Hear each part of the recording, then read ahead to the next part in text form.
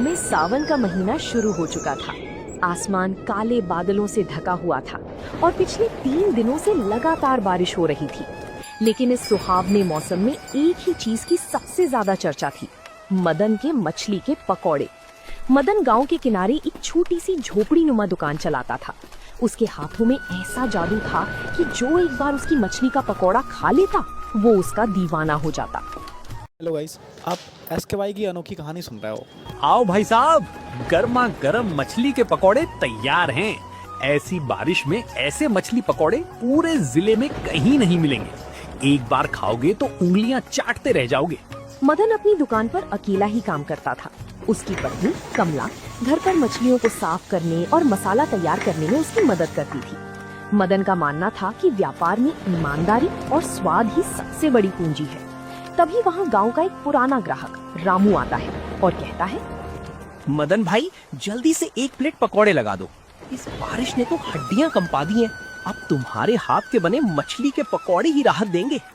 अरे रामू भाई, अभी लीजिए, बस 2 मिनट सब्र रखिए। पकौड़े अभी ताजे ताजे कढ़ाई से बाहर आ रहे हैं। साथ में धनिया की चटनी भी लीजिएगा। रामू ने जैसे ही पकौड़ा मुंह में रखा, उसके चेहरे पर सुकून आ गया।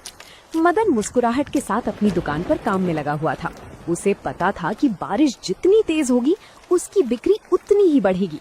लेकिन उसे इस बात का अंदाजा नहीं था कि गांव का लालची साहूकार, जो हर किसी की तरक्की से जलता था, उसकी दुकान पर नजर गड़ाए बैठा है। साहूकार धर्मदास अपने आलीशान बरामदे में बैठा था। उसके सामने उसका चापलूस नौकर लल्लन खड़ा था। साहूकार की नजरें दूर मदन की दुकान पर जमी हुई थी, जहां बारिश के बावजूद लोगों की भीड़ लगी हुई थी। साहूकार को ये बात हजम नहीं हो रही थी कि एक मामूली सा मछली बेचने वाला उसके सामने इतना नाम कमा रहा है। लल्लन, तूने देखा, इस मूसलाधार बारिश में भी लोग मदन की दुकान पर ऐसे टूट रहे हैं जैसे वहाँ सोना बट रहा हो, जबकि मेरा अनाज का गोदाम खाली पड़ा है और कोई नया सौदा भी नहीं मिल रहा। हुजूर, आपने सही कहा। मदन का हाथ बड़ा साफ है और उसके पकोड़ों की खुशबू हवा के साथ सीधे लोगों के घर तक पहुंच जाती है। इसीलिए कोई खुद को रोक नहीं पाता। खुशबू नहीं, ये मेरी आंखों का कांटा है। अगर ये ऐसे ही पैसे कमाता रहा तो कल को मुझसे कर्ज लेना बंद कर देगा। मुझे कुछ ऐसा करना होगा कि इसकी ये दुकान बंद हो जाए या फिर सारा मुनाफा मेरी जेब में आए। उधर मदन अपनी दुकान बढ़ाने के बाद घर पहुंचता है। वो भीगा हुआ था, लेकिन उसके चेहरे पर संतोष था। उसकी पत्नी कमला ने उसके लिए तौलिया निकाला और उसे गर्म पानी दिया।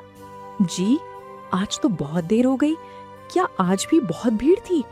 और सुनिए, मछुआरे का पिछला हिसाब भी तो चुकता करना है। अरे कमला, आज तो उम्मीद से ज्यादा कमाई हुई है। सावन की बारिश ने ग्राहकों की भूख बढ़ा दी है। कल सुबह सबसे पहले मछुआरे के पास जाऊंगा और उसे पूरे पैसे देकर और ज्यादा ताजी मछलियां ले आऊंगा। मुझे लग रहा है कि कल और भी ज्यादा भीड़ होने वाली है। मदन अपनी योजना बना रहा था, लेकिन साहूकार धर्मदास ने अपने दिमाग में एक जाल बुनना शुरू कर दिया था। उसने लल्लन को अपने पास बुलाया और कान में कुछ कहा, जिसे सुनकर लल्लन के चेहरे पर एक कुटिल मुस्कान आ गई। अगली सुबह आसमान थोड़ा साफ था, लेकिन हवा में अभी भी नमी और ठंडक थी।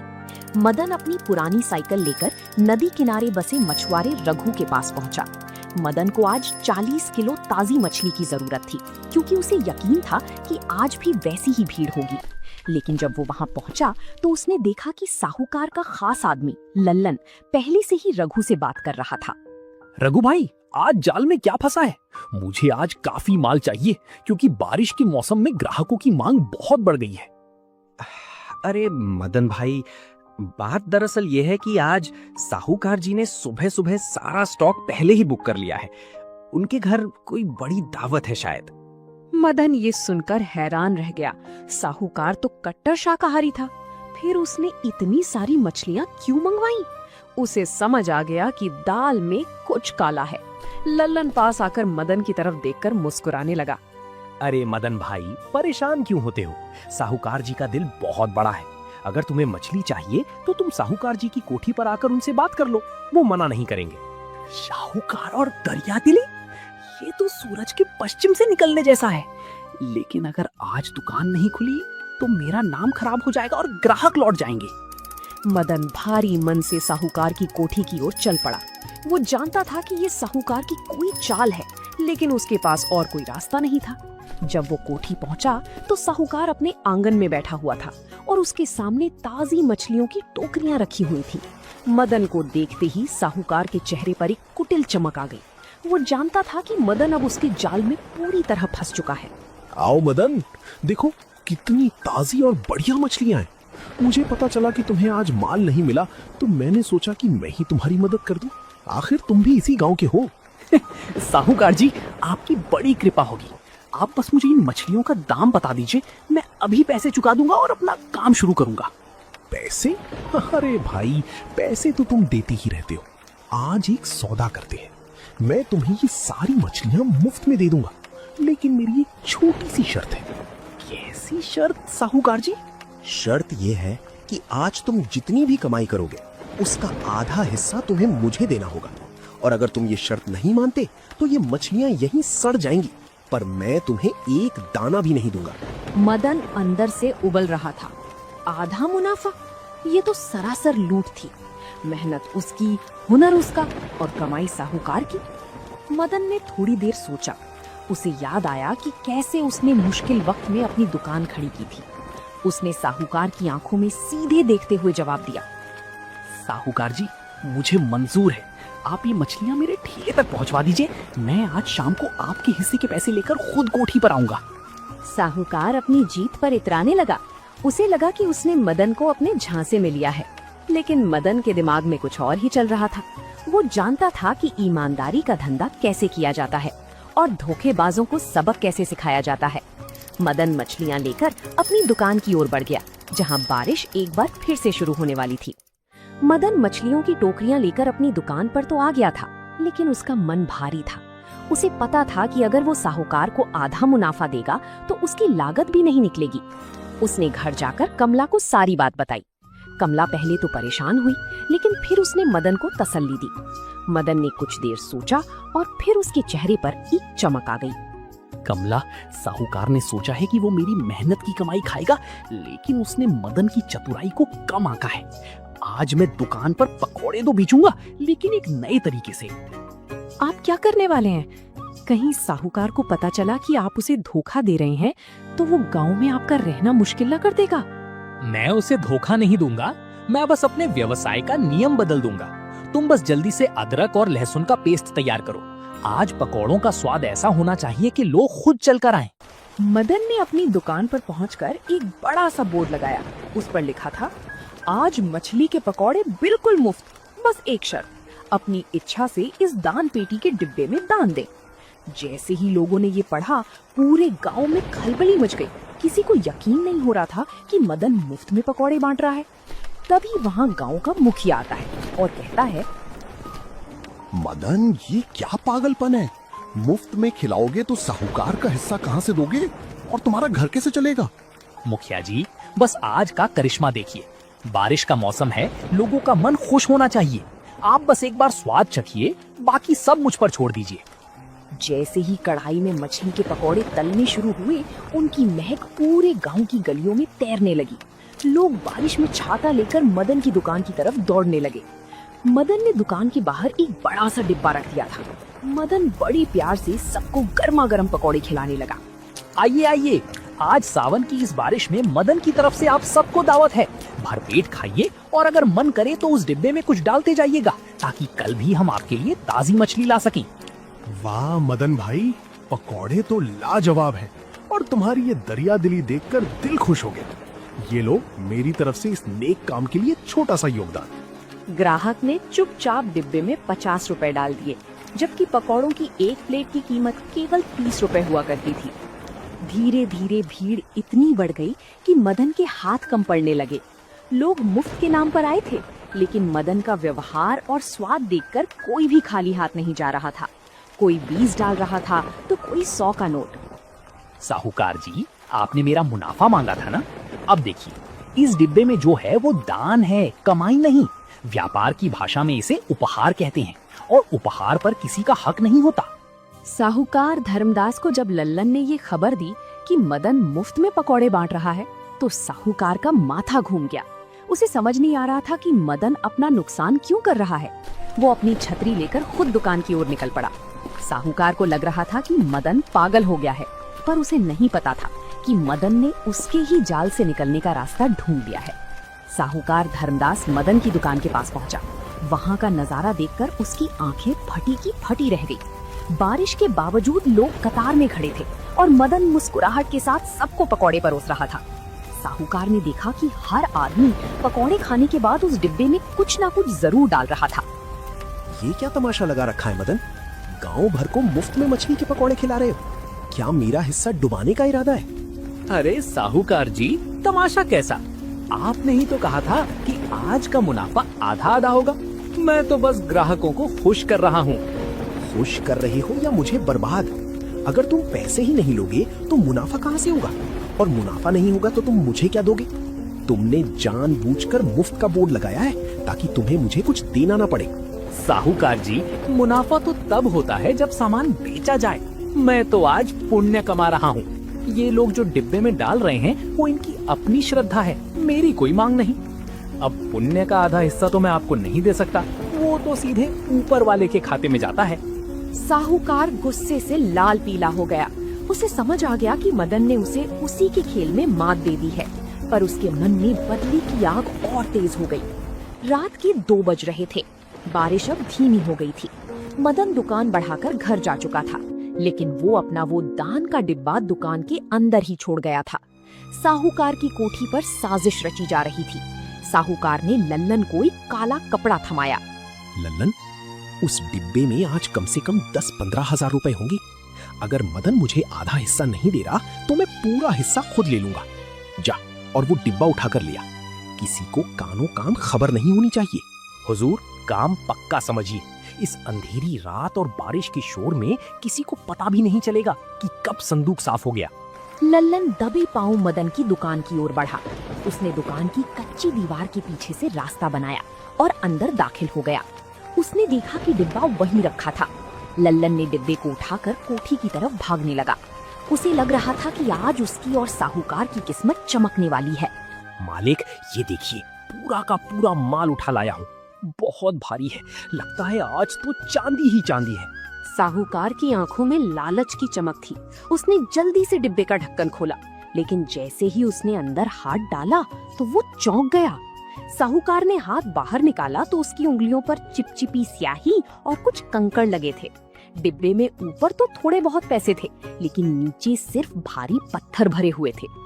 तभी लल्लन ने डिब्बे के नीचे चिपका हुआ एक छोटा सा कागज देखा। मालिक, ये देखिए, इस पर कुछ लिखा है। साहूकार जी, दान का पैसा मंदिर की तिजोरी में सुरक्षित पहुंचा दिया गया है।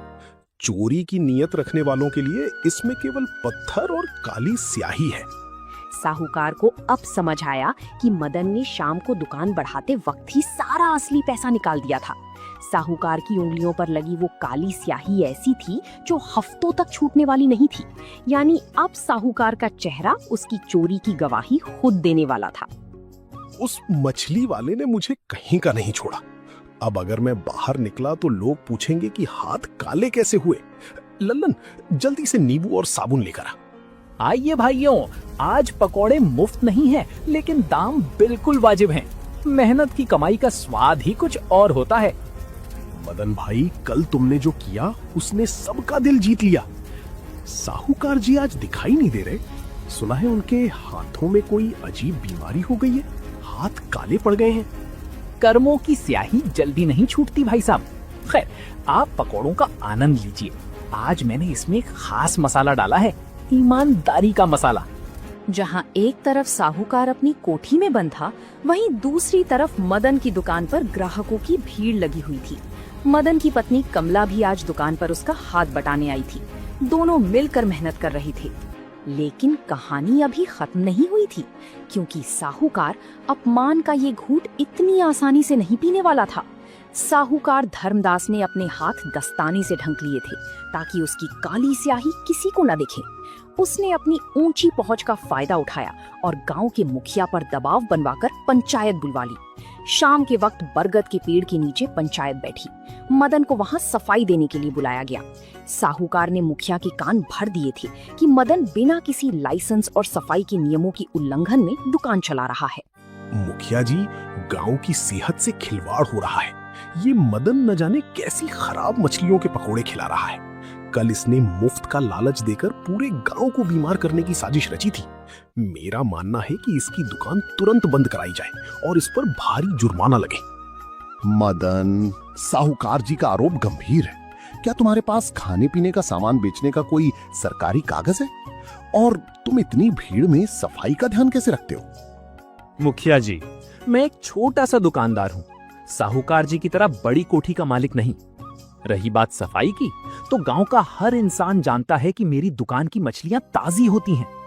साहूकार जी को कल मेरी दुकान से बहुत लगाव था, आज अचानक नफरत कैसे हो गई? साहूकार ने एक सरकारी दिख वाला कागज मेज पर पटका।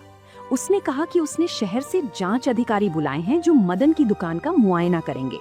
मदन समझ गया कि साहूकार ने अधिकारियों को पैसे देकर अपनी तरफ कर लिया होगा। पूरे गांव में सन्नाटा पसर गया। सबको लगा कि अब मदन की दुकान सच में बंद हो जाएगी। अगले दिन बारिश फिर से शुरू हो गई। साहूकार 2 सूट बूट वाले अधिकारियों को लेकर मदन की दुकान पर पहुंचा। गांव वाले दूर खड़े होकर तमाशा देख रहे थे। साहूकार के चेहरे पर जीत की मुस्कान थी। उसे पक्का यकीन था कि अधिकारी मदन की दुकान में कमियां निकाल देंगे और उसे सील कर देंगे। तुम मदन हो?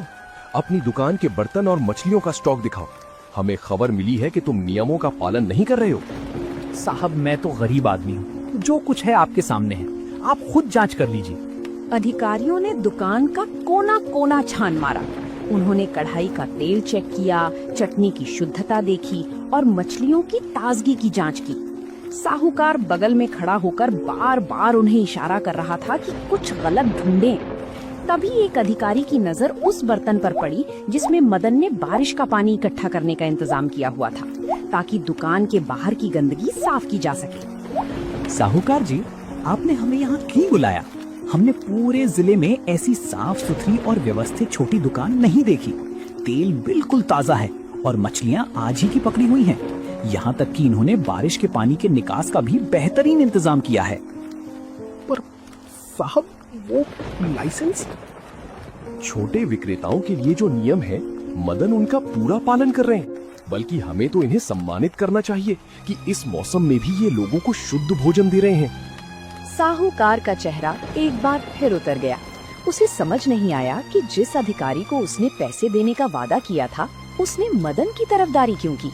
पंचायत और जांच में हारने के बाद साहूकार धर्मदास अपने घर में दुबक कर बैठ गया। शर्मिंदगी और गुस्से की वजह से उसकी तबीयत बिगड़ने लगी। उसे तेज बुखार हो गया और अजीब बात ये थी कि उसे कुछ भी खाने का मन नहीं कर रहा था। गांव के हकीम ने कहा कि ये मानसिक तनाव और कमजोरी की वजह से है।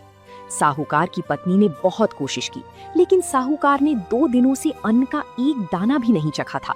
जब ये खबर मदन तक पहुंची तो उसने कुछ अलग करने का सोचा। जी, आपने सुना? साहूकार जी बीमार पड़ गए हैं। लोग कह रहे हैं कि उनके पापों का घड़ा भर गया है। देखो कमला, दुश्मनी अपनी जगह है और इंसानियत अपनी जगह।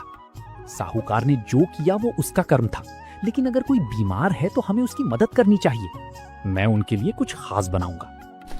मदन ने अपनी दुकान पर जाकर ताजी मछलियों का सूप और बहुत ही कम तेल मसाले वाले मछली के उबले हुए पकौड़े तैयार किए, जो सेहत के लिए अच्छे थे। वो खुद एक बर्तन में इन्हें लेकर साहूकार की कोठी पर पहुंचा। साहूकार जी, सुना है आपकी तबीयत ठीक नहीं है। देखिए मैं आपके लिए क्या बनाकर लाया हूँ। तुम यहाँ क्यों आए हो मदन? मेरा मजाक उड़ाने? देखो मेरे हाथ, वो स्याही अभी भी नहीं छूटी है। तुम जीत गए हो, अब जाओ यहाँ से।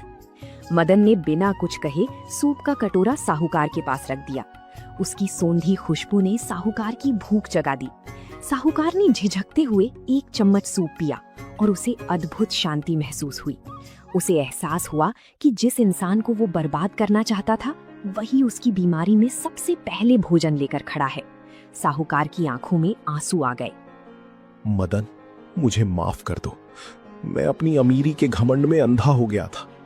मैंने तुम्हारे काम में अड़ंगे डाले, तुम्हें चोर साबित करने की कोशिश की। लेकिन तुम सच में बड़े दिल वाले निकले। साहूकार जी, व्यापार और रंजिश को अलग रखना चाहिए। आप गांव के बड़े बुजुर्ग हैं। आपकी ईर्ष्या ने आपको बीमार किया है, मेरी दुकान ने नहीं। आप ठीक हो जाइए, यही मेरे लिए बड़ी जीत है। साहूकार ने उसी वक्त लल्लन को बुलाया और अपनी तिजोरी से वो 10,000 रुपए निकाले जो उसने मदन को फंसाने के लिए रखे थे। उसने वो पैसे मदन की तरफ बढ़ा दिए। साहूकार ने तय किया कि वो अब अपनी संपत्ति का इस्तेमाल लोगों को दबाने के लिए नहीं बल्कि गांव की भलाई के लिए करेगा। ये पैसे लो मदन, ये तुम्हारी चतुराई का इनाम नहीं बल्कि मेरे प्रायश्चित की पहली किश्त है। इससे तुम अपनी दुकान को एक पक्की दुकान में बदल लो ताकि बारिश में तुम्हें और तुम्हारे ग्राहकों को कोई दिक्कत ना हो। साहूकार जी, ये पैसे मैं रख तो लूंगा, लेकिन इसे मैं अपने लिए नहीं बल्कि गांव के अस्पताल में दवाइयों के लिए दूंगा। मेरी दुकान तो मेरी मेहनत से ही पक्की बनेगी। साहूकार मदन की बात सुनकर दंग गया। उसे आज समझ आया कि असली चतुराई केवल पैसे कमाने में नहीं बल्कि लोगों का दिल जीतने में होती है। साहूकार के मन से बोझ उतर गया और उसकी सेहत में सुधार होने लगा। अब वो कोठी के अंदर बैठने के बजाय गांव के विकास कार्यों में हाथ बटाने लगा था। देखो कमला, सावन जा रहा है लेकिन जाते जाते हमारे गांव को कितना कुछ दे गया। जी, आपने सही कहा। आपकी चतुराई और सादगी ने न केवल हमारी दुकान बचाई बल्कि साहूकार जी जैसे पत्थर दिल इंसान को भी पिघला दिया। एक शाम जब सूरज ढल रहा था, साहूकार खुद मदन की दुकान पर आया। आज उसके हाथों में कोई दस्ताने नहीं थे। स्याही के निशान तो मिट गए थे, लेकिन उन हाथों में अब मदन के लिए सम्मान की एक नई लकीर थी। साहूकार ने सबके सामने घोषणा की, भाइयों, आज से मदन की ये दुकान केवल एक ठेला नहीं बल्कि हरियापुर की शान के नाम से एक पक्की दुकान बनेगी और इसका उद्घाटन गांव का सबसे ईमानदार व्यक्ति मदन खुद करेगा। साहूकार जी, ये तो आपका बड़प्पन है। मैं तो बस एक मामूली मछली पकौड़े बेचने वाला हूँ। मेरा काम तो बस लोगों को स्वाद देना है। जिसके बाद मदन ने अपनी नई पक्की दुकान की शुरुआत की। आज भी बारिश हो रही थी, लेकिन अब किसी को भीगने का डर नहीं था। दुकान के ऊपर एक बड़ा सा शेड बन गया था, जिसके नीचे गांव के लोग आराम से बैठकर मछली के पकौड़ों का आनंद ले रहे थे। आइए भाइयों और बहनों, हरियापुर के मशहूर मदन के मछली के पकौड़े तैयार हैं। स्वाद वही, ईमानदारी नहीं। मदन ने अपनी बुद्धिमानी से ये साबित कर दिया कि व्यापार केवल पैसों का खेल नहीं है बल्कि ये रिश्तों और विश्वास की बुनियाद पर खड़ा होता है। तो दोस्तों, आप लोगों को ये कहानी कैसी लगी? कमेंट करके जरूर बताएं और ऐसी कहानियों को देखने के लिए